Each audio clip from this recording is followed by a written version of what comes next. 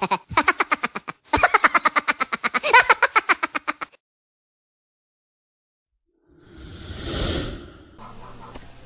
teman-teman semua, apa kabar? Semoga kita senantiasa sehat dan tetap semangat untuk belajar. Bersama saya Zulkifli Rahman, saya ingin mengajak teman-teman semua untuk belajar tentang tahap kedua dari respirasi aerob, yaitu dekarboksilasi oksidatif. Jadi dekarboksilasi oksidatif adalah tahap di antara glikolisis dan siklus Krebs. Pada dekarboksilasi oksidatif, tujuannya adalah untuk mengubah molekul pirufat menjadi molekul asetil koenzim A. Nah, lanjut kita bahas tentang dekarboksilasi oksidatif. Saya sudah membuat skema dari tahap ini sebagai berikut. Baik, saya akan menjelaskan menggunakan laser. Nah, di sini teman-teman dapat melihat ada molekul pirufat. Nah, saya telah memberikan label angka 2 di sini yang menyatakan bahwa ada 2 molekul pirufat.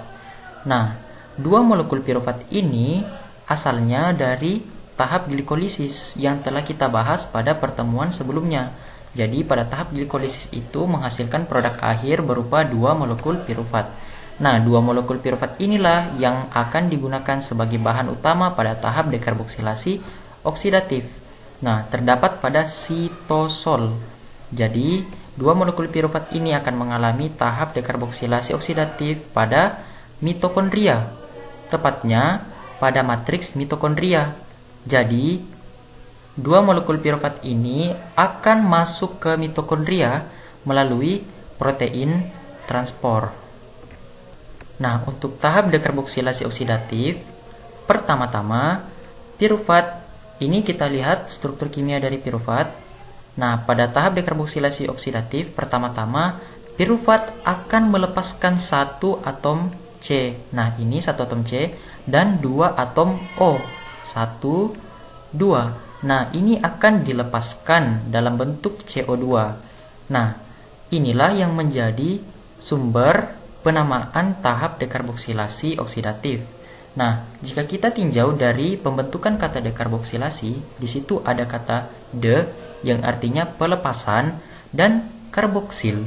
Nah, karboksil ini adalah gugus yang tersusun dari gugus karbonil yaitu CO dan gugus hidroksil yaitu OH, sehingga gugus karboksil adalah COOH. Nah, dekarboksilasi adalah proses untuk menghilangkan gugus karboksil dengan cara melepaskan CO2. Nah, di sini dilepaskan 1 atom C sehingga tersisa 2 atom C. Kan pirufat memiliki 3 atom C. 1, 2, 3. Kemudian dilepaskan 1 sehingga tersisa 2. 1, 2. Nah, sisanya ini adalah gugus asetil. Baik, saya ulangi teman-teman. Jadi yang tersisa ini adalah gugus asetil.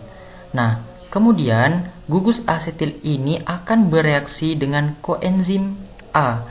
Koenzim A adalah suatu senyawa yang mengandung sulfur yang dihasilkan oleh vitamin B. Sehingga ketika terjadi reaksi antara gugus asetil dengan koenzim A, terbentuklah asetil koenzim A. Nah, ini adalah struktur kimia dari asetil koenzim A. Di sini kita lihat ada 2 atom karbon. Di sini ada 2 atom karbon dan ada atom S.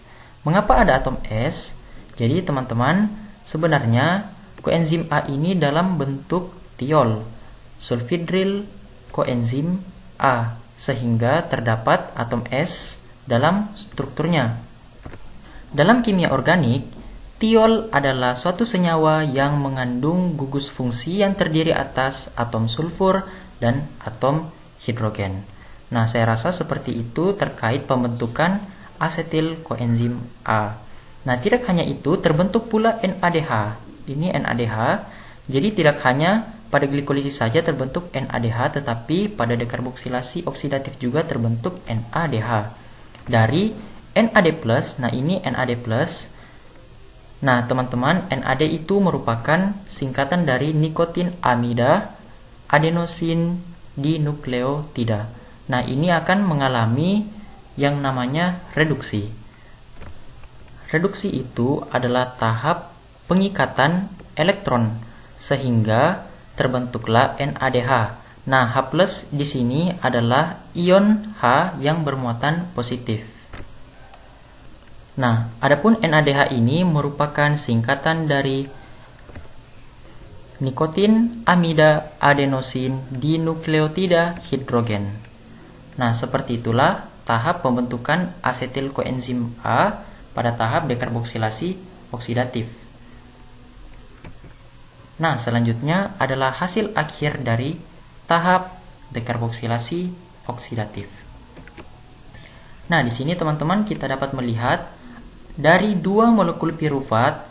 Nah, dua molekul pirufat ini yang digunakan sebagai bahan utama pada tahap dekarboksilasi oksidatif akan dirombak sedemikian rupa melalui serangkaian proses sehingga dihasilkanlah produk sebagai berikut yang terdiri atas 2 CO2, 2 NADH, dan 2 asetil koenzim A.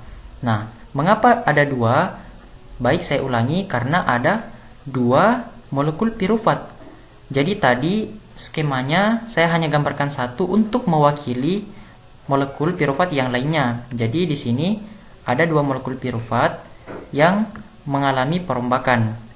Nah, sehingga misalnya saya ambil 2 CO2 ini. Jadi sebenarnya meski yang saya jelaskan pada skema sebelumnya adalah 1 CO2, tapi sebenarnya ada 2 molekul pirufat yang melepaskan atau melakukan proses dekarboksilasi atau pelepasan CO2, sehingga totalnya adalah 2 CO2. Nah, kemudian asetil koenzim A akan dikemanakan? Nah, asetil koenzim A akan menjadi bahan utama pada tahap ketiga dari respirasi aerob, yaitu tahap siklus Krebs.